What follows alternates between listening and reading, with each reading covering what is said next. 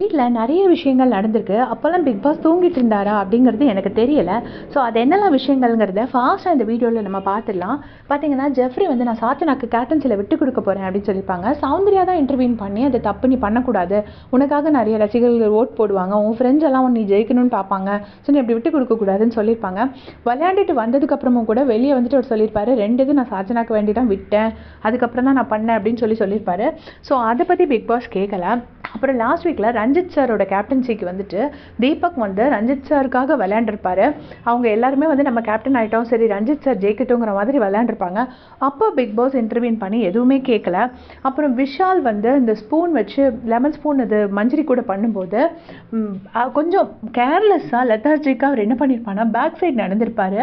அதில் தான் அவரோட லெமன் விழுந்திருக்கும். ஸோ அப்போ வந்து பிக் பாஸ் கேட்டிருந்துருக்கலாம், நீங்கள் வந்து கொஞ்சம் இன்னும் கேர்ஃபுல்லாக விளையாண்டுருக்கலாமே, இது உங்களுக்கு கிடைச்ச பெரிய ஆப்பர்ச்சுனிட்டி இல்லைன்னு அவர் ஒரு சின்ன வார்னிங் கொடுத்துருந்துருக்கலாம். கொடுத்துருந்தா இந்நேரம் ஹவுஸ்மேட்ஸ் இந்த தப்பு பண்ணியிருந்திருக்க மாட்டாங்க.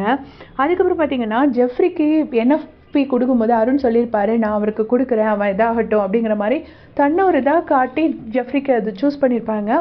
அவங்க ஸ்டார்டிங்கில் ஜெஃப்ரிக்கு அருணும் சத்யாவும் கொடுத்தது தான் மற்ற எல்லாருக்கும் கொடுக்க வச்சு ஜெஃப்ரிக்கு அந்த என்எஃப்பி பாஸ் கிடச்சிருந்துருக்கும். அப்போ வந்து பிக் பாஸ் இன்டர்வீன் பண்ணி கேட்கல. விஜய் சேதுபதி சார் அஃப்கோர்ஸ் கேட்டார். பட் பிக் பாஸ் எதுவுமே பண்ணலை, அவர் பேசாமல் தான் விட்டுருந்தாரு. அதுக்கப்புறம் அந்த பொம்மை டாஸ்கில் அருண் வந்து சிவாக்கு விட்டு கொடுத்துருப்பாரு.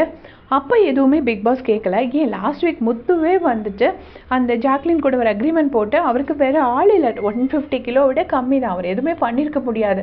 இருந்தாலும் அதில் ஒரு அலைன்ஸ் போட்டிருந்தாரு. அப்போ கூட பிக் பாஸ் ஒரு சின்ன வார்னிங் கொடுத்துருந்துருக்கலாம். ஏன் டைரெக்டாக இப்படி வந்து ஒரு ரெட் கார்டு கொடுத்தது மாதிரி ஒரு டைரெக்டாக இவ்வளோ ஒரு ஸ்ட்ராங்கான டெசிஷன் பிக் பாஸ் எடுத்தார் அப்படிங்கிறது நமக்கு தெரியல. அன்றைக்குமே வந்துட்டு அந்த காலால் சைக்கிள் ஓட்டும் போது கூட அதுக்கு முந்தின நாள் அன்ஷிதா வேறு யாரோ 2 பேர் ரயான்லாம் அது மாதிரி பண்ணோன்னு சொல்லி அவங்களாவே ஃபன்னாக சொல்லியிருந்திருப்பாங்க. அப்போலாம் பிக் பாஸ் எதுவுமே பண்ணலை. பட் முத்துக்குமரனுக்குன்னு வரும்போது எதனால் கேட்குறாங்க? முத்துக்குமரன் கிட்ட நீங்களும் 100% பர்ஃபெக்ஷன் ஆக்யூரசி எதிர்பார்க்குறீங்களா? எல்லாருமே ஹியூமன்ஸ் தான். கண்டிப்பாக ஒரு நேரம் இல்லை ஒரு நேரம் ஒரு தப்பு நடக்கும். முத்து நான் உங்ககிட்ட இதை எதிர்பார்க்கலை அப்படி ஏதாவது சொல்லி விட்டுருந்துருக்கலாம்.